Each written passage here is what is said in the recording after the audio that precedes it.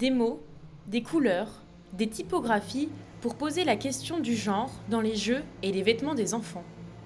La Fabrique des caractères, c'est l'une des réalisations mises en lumière par la 4e Biennale internationale de design à Chaumont, ville du graphisme. Cette discipline artistique consiste à réaliser une communication visuelle réunissant images et textes sur un même support.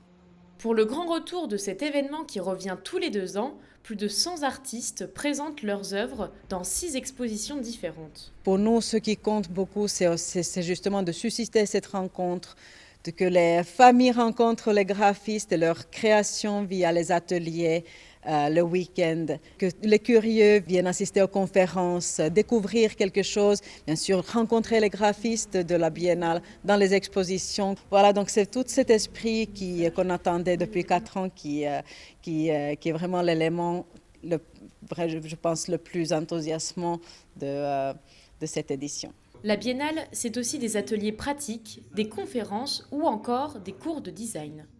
La semaine dernière, 4 ateliers graphiques ont été proposés à une centaine d'étudiants européens, de la sérigraphie, de la création d'affiches, de la typographie ou encore de la création de jeux vidéo. Les enseignants sont des professionnels qui viennent des 4 coins de l'Europe. Ils sont anglais, hollandais, mais aussi français, comme ce natif de Besançon. Ça effraie beaucoup la 3D, tout ce qui est la programmation avec les jeux.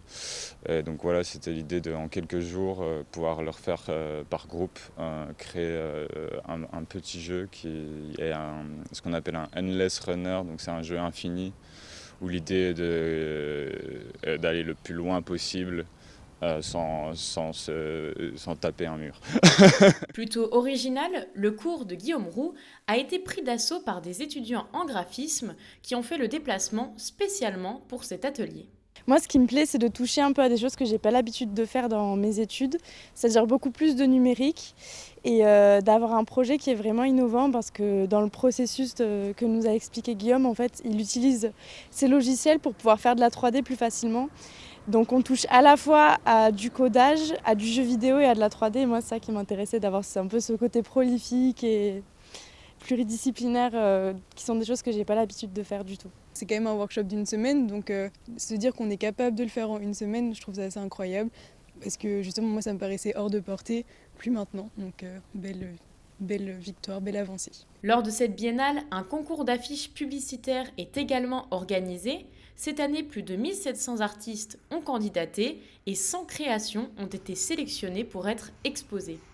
Pendant 5 mois, le public pourra voter pour son affiche préférée en sortant de l'exposition.